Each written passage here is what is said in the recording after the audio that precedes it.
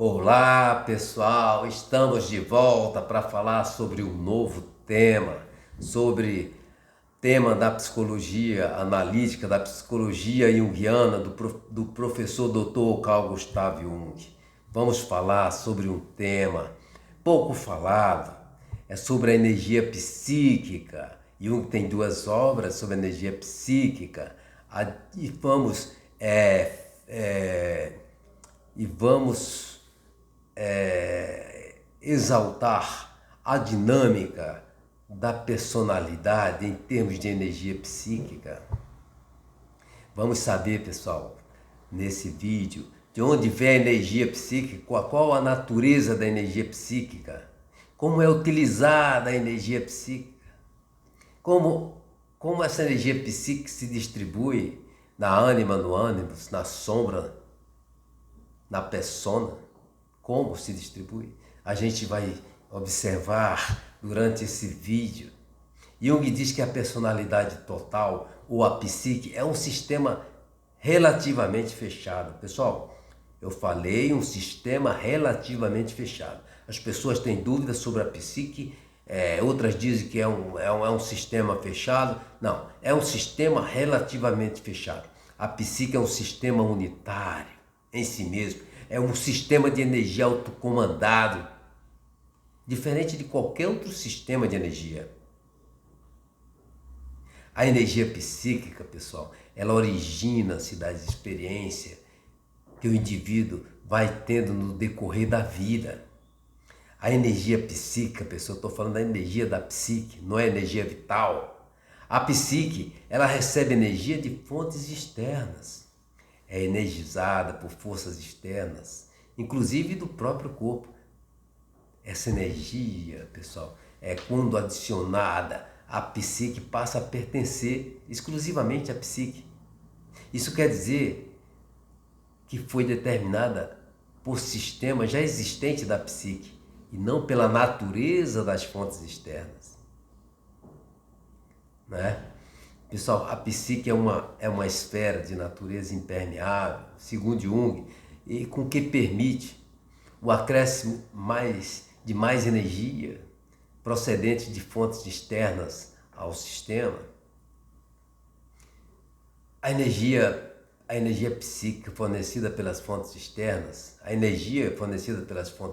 pessoal, ela procede das coisas que tocamos, vemos, estou falando dos sentidos, do que vemos, cheiramos, degustamos, sentimos, ouvimos. Esses sentidos, eles constituem uma fonte contínua de estimulação por meio da qual a psique é alimentada. A psique é alimentada, tal como o alimento ingerido que alimenta o corpo. Por isso, é a causa que o sistema psíquico se mantém estável, de mudança contínua, nunca pode atingir um estado de perfeito equilíbrio. Ocorre apenas uma estabilidade relativa. Jung diz, pessoal, que os estímulos provenientes do meio exterior e do corpo provocam uma incessante redistribuição ou transferência de energia no sistema. Mas é uma distribuição assim, controlada ou não, dependendo do estado do indivíduo. Todos sabemos, passamos por muitas vezes por situações em que tudo parece estar ocorrendo muito bem, até que um acontecimento inesperado, né, destrói o nosso equilíbrio, a nossa harmonia. O estímulo mais insignificante pode ter consequências de longo alcance para a estabilidade mental da pessoa. O pior é que fica provado, pessoal, que o que importa não é a qualidade de energia acrescentada, mas os resultados dilaceradores que essa energia acrescentada provoca na psique. Isso, dependendo do excesso de energia que for para X elemento da psique, esses resultados destruidores são provocados pela redistribuição maciça de energia pelo sistema psíquico. Basta um tiro, pessoal. Basta um familiar que sofreu um acidente longe, o indivíduo desmorona. Nesse caso, pessoal, novas experiências se somam na psique, destrói o equilíbrio. Esses casos, Jung recomenda um abandono periódico do mundo para recuperar o equilíbrio. Isso por meio de meditação e métodos mais drásticos. É o caso do retiro completo, permanente. Ele não recomenda o retiro conhecido como autismo, a catatonia, a estímulos, né? Aquelas pessoas que se isolam na mata e nunca mais voltam a ter contato com o coletivo, com a cidade, com a vida que tinha anteriormente. Jung diz que a vida de uma pessoa pode se tornar tão rotineira e despida de nova experiência que esse indivíduo, né, que eu falei anteriormente, poderá deixar-se levar pelo tédio, pela inércia. E esse indivíduo, ele carece de um choque repentino, vindo do mundo exterior, para ativar-lhe a psique e induzi-lo a um sentimento de vivacidade, né? Se a psique abrisse por completo, pessoal, seria o caos. Se fosse hermeticamente fechada, estaria estagnada. Quer dizer, a personalidade. Isso é uma explicação que dá para explicar por que a psique ela é relativamente fechada, né? A personalidade saudável, bem estabilizada, ela atua numa área intermediária entre os dois extremos. A energia psíquica, pessoal, não é quantitativa. É a energia com a qual se efetiva o trabalho da personalidade, mas pode ser estimada como a energia da sua casa, como a energia que você liga seu carro, pode ser estimada a energia do navio, a energia de várias áreas que você não vê, você não pega, mas você pode estimar. Jung diz que a libido, em seu estado natural, que é um assunto totalmente voltado para a questão energia psíquica, e o grande complicador da relação entre Jung e Freud, quer dizer, ele diz que a libido em seu estado natural, ela se trata de apetites, os apetites de fome, por exemplo, da sede, do sexo, são apetites, assim como das emoções. A libido, segundo Jung diz, a libido manifesta-se de modo consciente através dos esforços e da determinação. A energia psíquica, ela se expressa sob a forma de forças reais e de forças potenciais. Jung cita que são as tendências latentes, são as propensões, as predisposições, as quais executamos trabalhos psicológicos. É bom perceber que lembrar, pensar, sentir, desejar, querer aplicar-se e esforçar-se são atividades psicológicas, sabemos disso. A psique ela não para, mesmo quando dormimos, profundamente adormecidos. A energia psíquica ela continua ativa, produzindo sonhos. É claro, todos nós sonhamos. Não percebemos, somente lembramos dos sonhos. Se tiver interesse em lembrar, porque se você não tiver, você nunca lembra de um sonho. Jung diz que o inconsciente ele dá atenção a você da mesma forma que você dá atenção ao inconsciente. Então, o mesmo nível há uma reciprocidade de atenção. Jung diz que não há equivalência entre energia psíquica e energia física. Acredita que existe uma espécie de ação recíproca qualquer entre os dois sistemas, energia física e energia psíquica. A energia psíquica transforma-se em energia física, a energia física se transforma em energia psíquica. Por exemplo, as drogas produtoras de efeitos químicos no corpo lhe provocam alterações no funcionamento psicológico e os pensamentos e sentimentos parecem afetar as funções fisiológicas. É um exemplo. E falando, pessoal, sobre energia psíquica, vamos falar sobre os valores psíquicos.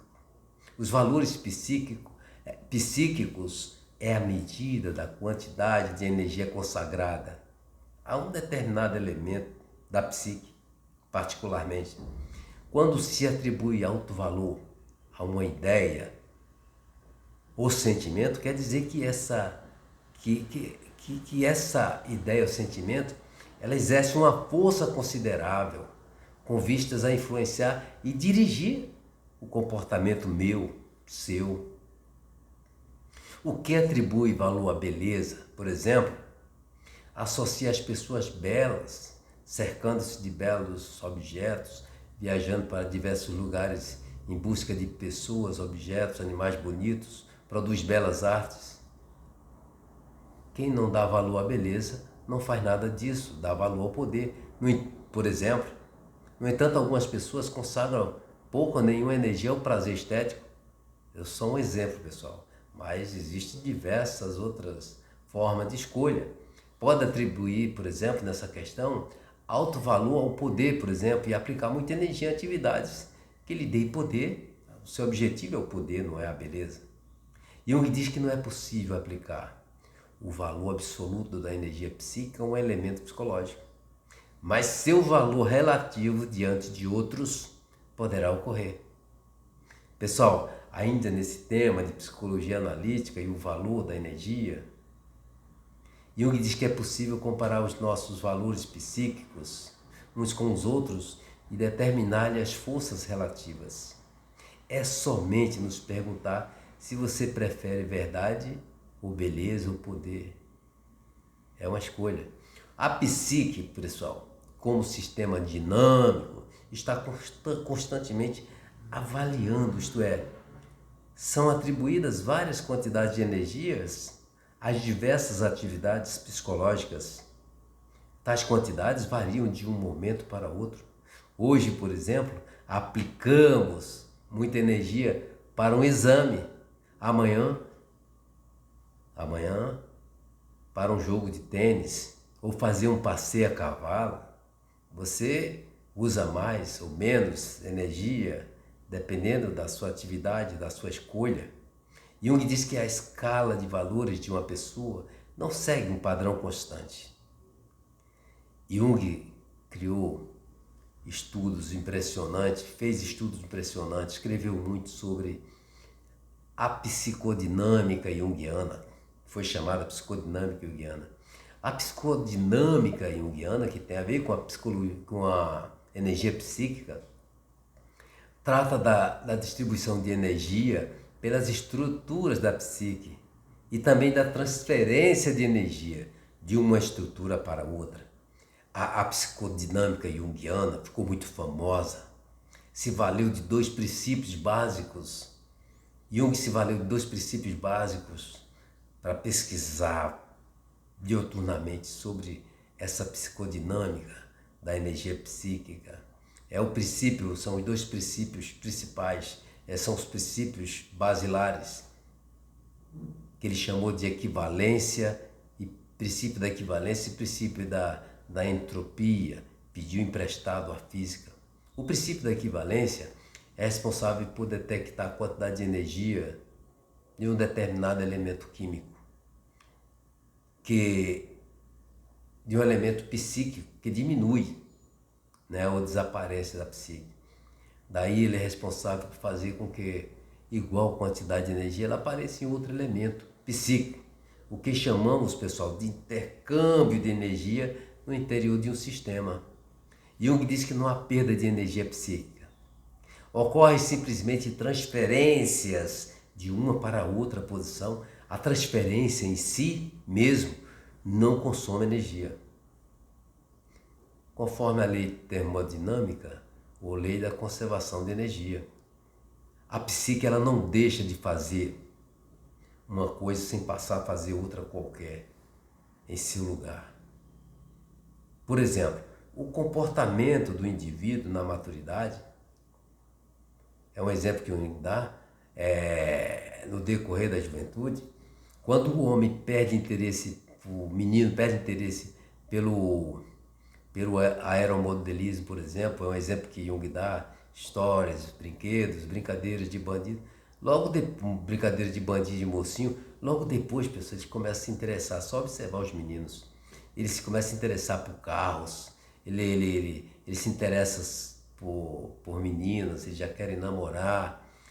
Tudo tem a ver com esse avanço, com essa transformação da sua energia psíquica, dessa relação, dessa psicodinâmica junguiana.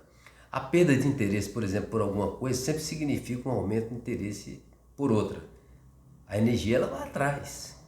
O pessoal, quando estamos cansados, adormecemos, nossa mente continua a produzir alucinações mais complexas. Sabemos que a energia utilizada pelo dia para sentir, pensar e agir na percepção, essa mesma energia, pela noite, ela se transfere para sonhar.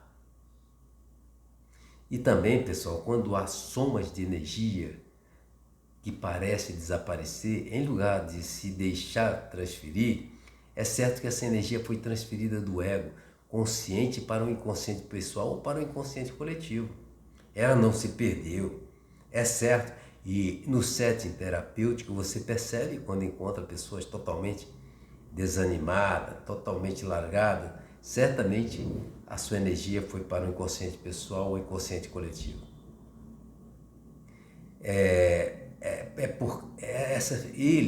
Essas pessoas precisam de energia, de muita energia para as suas atividades.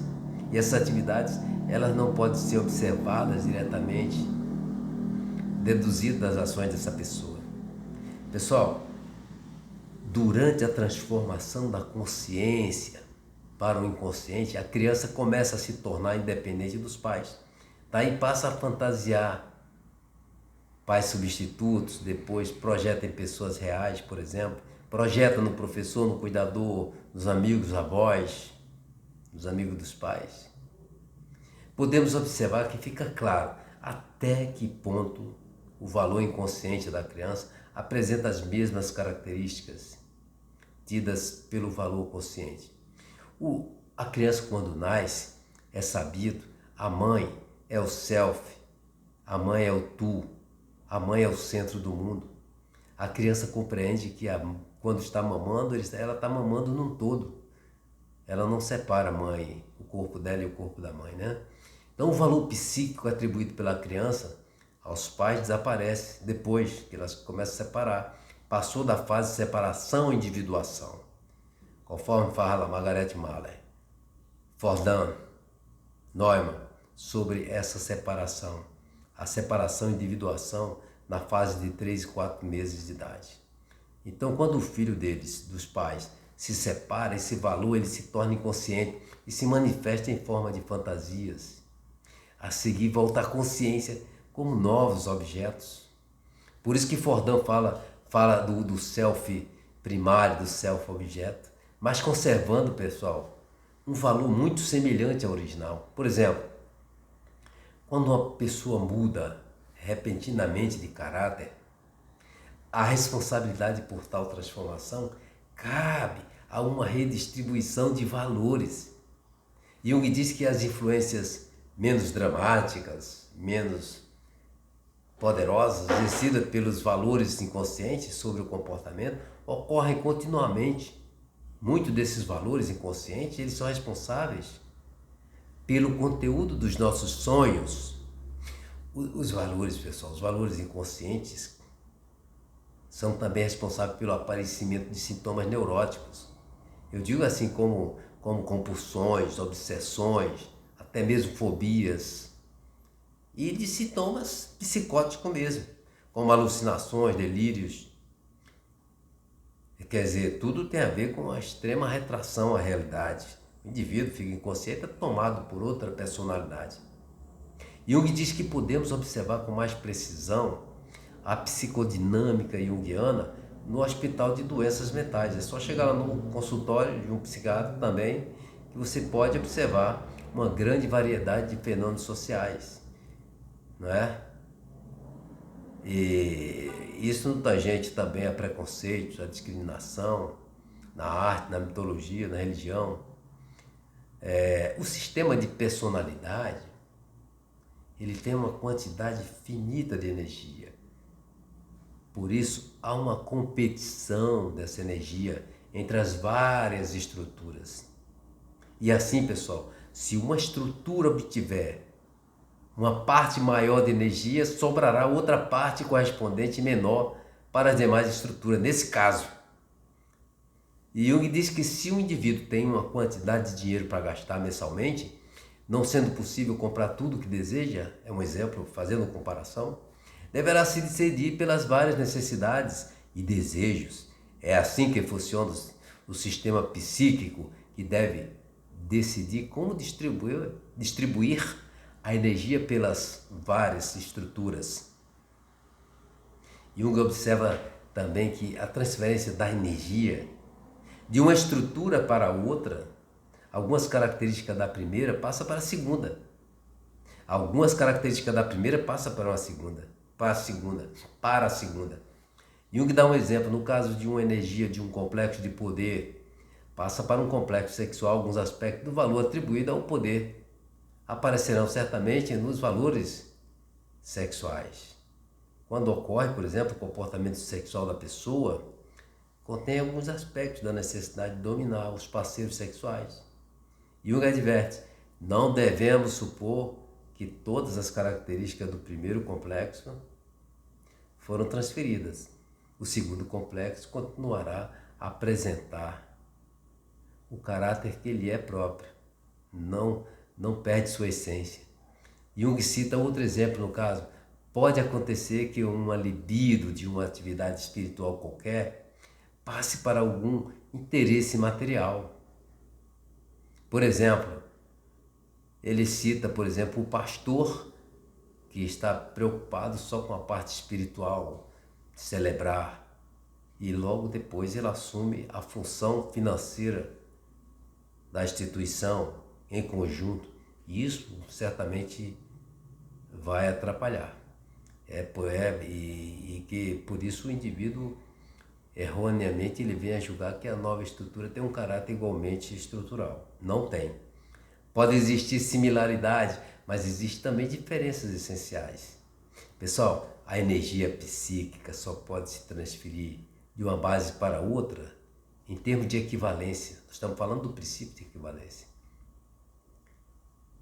Um exemplo é uma pessoa intensamente apegada a outra, a um objeto ou a uma atividade. Este apego só pode ser substituído por algo que tem um valor igualmente intenso. Por vezes, pessoal, nem toda energia será utilizada no novo valor. A energia ascendente, ela passa para o elemento inconsciente. Jung diz, por exemplo, que removendo-se uma grande quantidade de energia psíquica do ego para a persona, os efeitos seriam muito evidentes no comportamento individual. Essa pessoa deixaria de ser ela mesma para ser a pessoa que ela imagina que os outros desejam que seja. Sua personalidade assumiria um caráter progressivo de uma persona, de uma máscara. Em outra situação, um sistema muito desenvolvido, ele apoderar-se de toda a energia disponível. Nos outros sistemas, há dificuldade quando a energia está presa a um sistema. Mas ocorre, pessoal, essa captação de energia quando houver energia livre, ou quando a energia estiver fluindo de um sistema para outro. Aí é aproveitado esse processo. No caso do ego, para a persona, nem sempre ocorre a redistribuição de maneira tão direta. Pessoal, a psique sempre está recebendo energia de fontes externas. Essa recepção de energia pode ser responsável pelo aumento dos níveis de energia em todos os sistemas. Isso se chama processo contínuo de abastecimento de energia. A distribuição e redistribuição da energia dentro da psique. Isso era que despertava absurdamente a curiosidade de Jung, por isso que ele passou tanto tempo estudando sobre energia psíquica. Cabe ressaltar, pessoal, que foi por conta desse interesse de Jung que a psicologia analítica adquiriu um caráter realmente dinâmico. Eu falei na palestra introdução à psicologia junguiana, psicologia analítica, sobre as questões estruturais, sobre as questões dinâmicas e sobre as questões desenvolvimentistas. Então estamos falando de energia psíquica sobre a questão dinâmica. Jung nos ensina que ao se verificar uma transferência de energia psíquica de um elemento ou estrutura da psique para outro elemento, ou estrutura, o valor da energia psíquica mantém-se. Falei mais ou menos assim, o mesmo, mantém-se o mesmo. A energia psíquica ela não pode desaparecer, mas ela pode ser somada à psique pelas experiências. Dela não pode ser subtraída.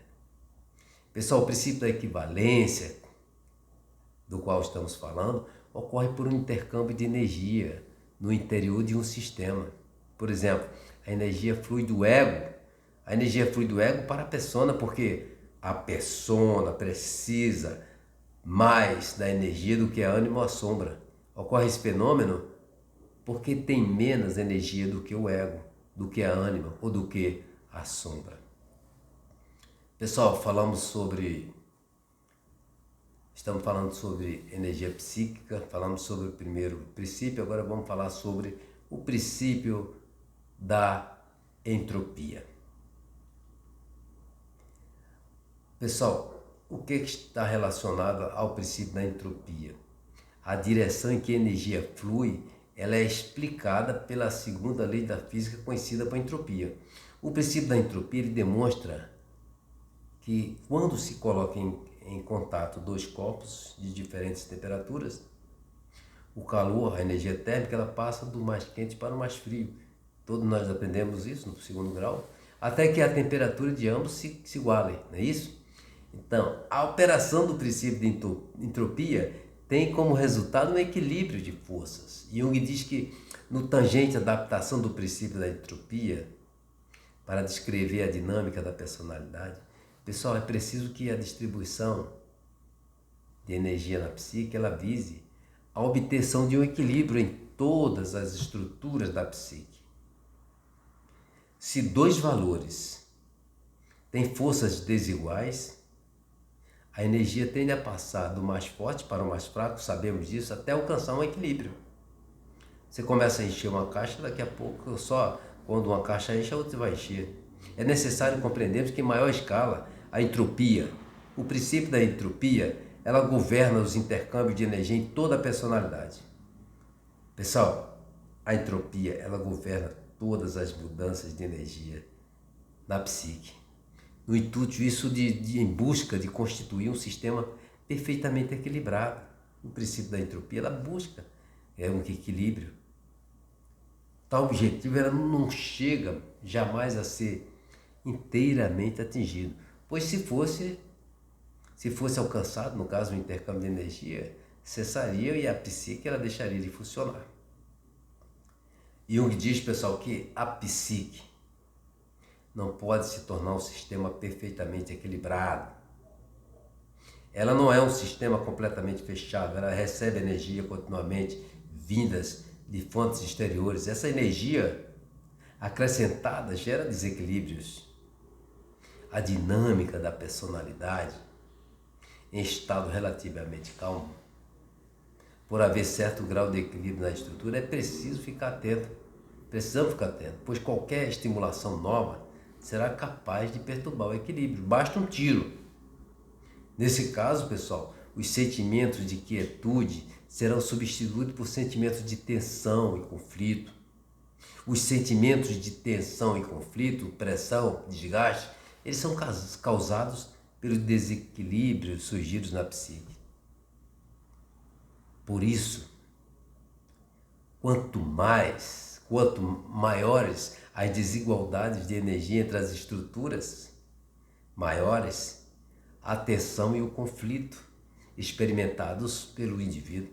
Uma pessoa, por exemplo, pode ter a impressão que está sendo estraçalhada por conflitos internos.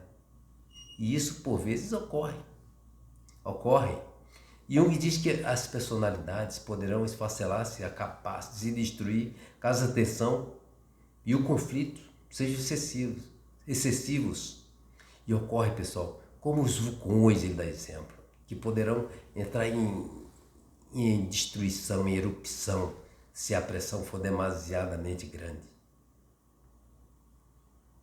Jung acredita que a equiparação de dois valores ou estruturas que originalmente possuíam quantidades desiguais de energia,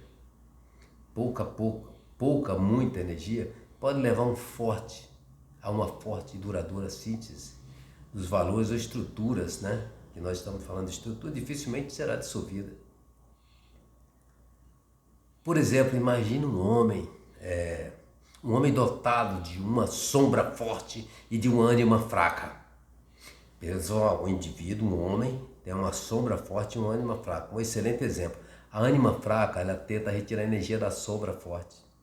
Uma observação importante: quanto mais energia vai sendo retirada da sombra, mais energia ele será acrescentada pelas fontes exteriores.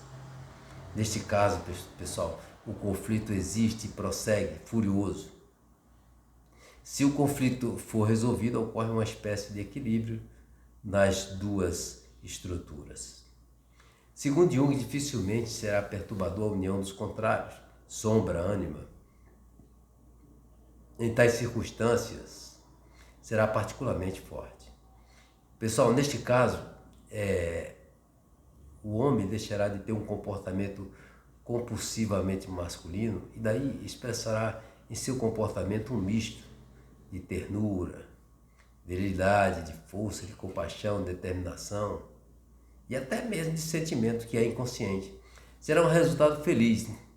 Na maioria dos casos, com muita frequência, o conflito ele prossegue e os contrários não conseguem se unir. Eu estou falando da relação do homem que tem uma ânima fraca e ele começa a adquirir, a ânima dele começa a adquirir energia da sombra e a sombra é abastecida por energias que vindas do exterior. É extremamente importante lembrar que o ponto principal nestes casos é o forte laço a ser estabelecido entre as estruturas opostas, como a sombra e a ânima, que tem sua contrapartida nas relações humanas. Pessoal, no caso de um poderosíssimo relacionamento, desenvolve-se muitas vezes entre duas pessoas que de modo robusto e extremo ele se contrapõe à outra. É preciso que trave muitas batalhas antes de parar os conflitos, essas lutas constantes.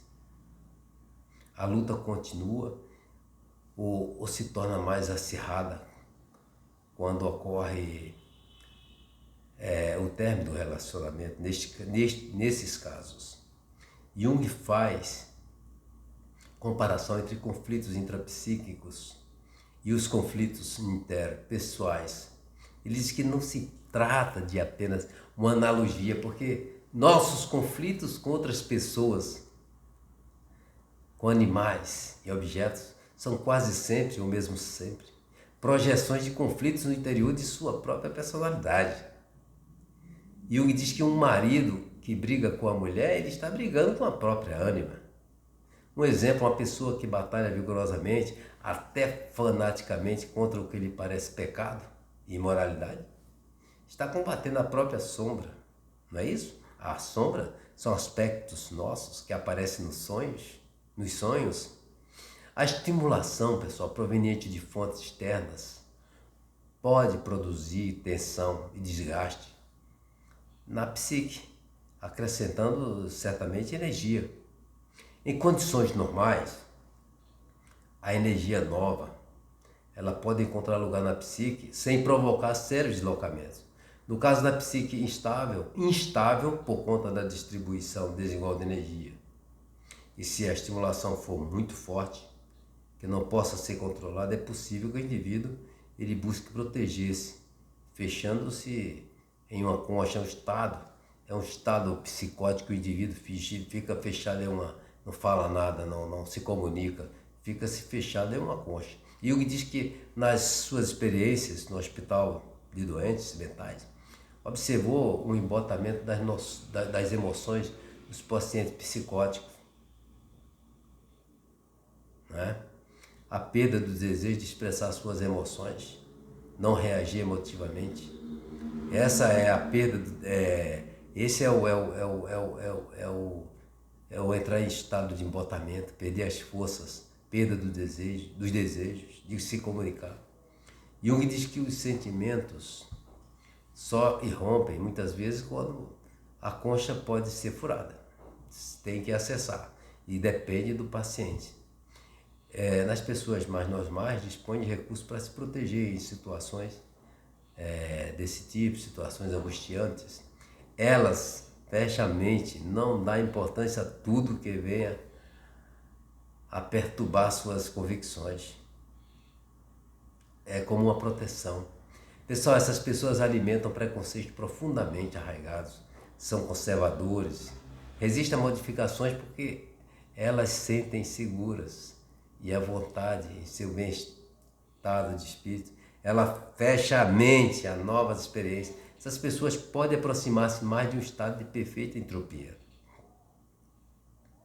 Jung fala sobre as tormentas da juventude, a tranquilidade da velhice. É o caso da turbulência da juventude, ocorre por causa de enorme quantidade de energia que se infiltra na psique, que tem origens de fontes externas, como do próprio corpo também. As alterações fisiológicas ocorridas na puberdade. No caso também, pessoal, as inúmeras experiências novas, e mais quando se enfraquecem os laços que o prendem, a família, por exemplo. Jung ele faz a observação sobre a entropia. O princípio da entropia não pode funcionar com suficiente rapidez para lidar com maneira adequada com a grande quantidade de energia trazida pela psique. Ele está falando do jovem, decorrer do seu desenvolvimento. Os valores psíquicos, pessoal, eles não conseguem um estado de equilíbrio. Por quê? Porque as novas experiências, elas criam continuamente, incessantemente, novos valores. O princípio da entropia passa a lidar com novos valores. Antes que o processo se conclua, surgem outros valores em consequência das novas experiências. A vida do jovem não é fácil. Qualquer coisa, qualquer acontecimento, a concentração de energia psíquica é muito grande. Jung diz que os sentimentos de incerteza dos jovens e perplexidade levam a isso, a conflitos, insegurança, angústia, confusão. Isso tudo são projetados para fora na forma de rebelião, mau humor, imprevisibilidade, impulsividade, que é normal e os pais precisam compreender essa fase da criança, precisam acalmar a criança, orientá-la. Pessoal, na tranquilidade da velhice, a idade ela não tem a ver com isso. As experiências, porque passou a pessoa e que foram bem enfrentadas, incorporadas à personalidade.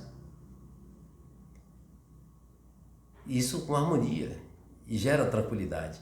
Um problema que um jovem tem é diferente de um problema que o indivíduo na velhice tem. Quer dizer, cada um recebe o seu problema proporcionalmente à compreensão.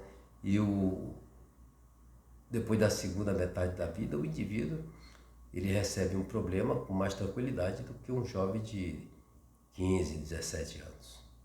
No caso de uma pessoa mais idosa, uma nova experiência não é tão perturbadora, né? Exatamente. Quer dizer, a quantidade de energia usada por ela é muito pouca, enquanto o jovem gastaria uma quantidade muito grande de energia. E o que comenta sobre outro obstáculo quanto ao funcionamento da entropia, na dinâmica da personalidade, é quando uma estrutura ela se torna muito desenvolvida. Isso, consequentemente, assume uma função predominantemente na psique. E essa estrutura ela tende a se tornar independente e, ao se desligar do resto da psique, se aposta de quantidades cada vez maiores de energia das outras estruturas, além de monopolizar a nova energia psíquica.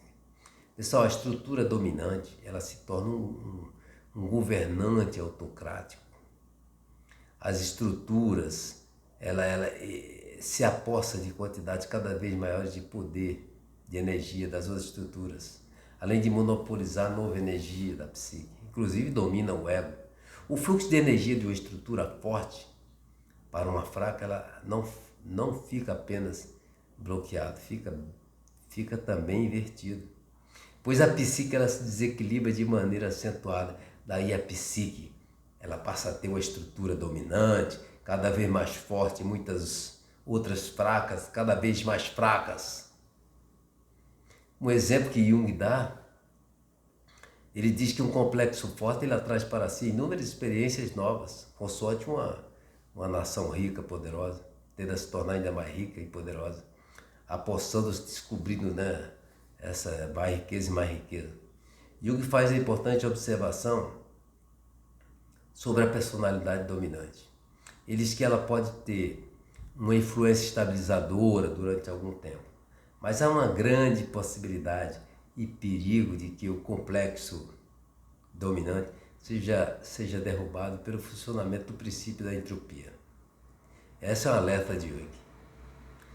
Pessoal, Jung chama a atenção, o súbito de energia para fora de um sistema poderoso, ele pode acarretar consequências desastrosas quanto a resultante do rompimento de um dique.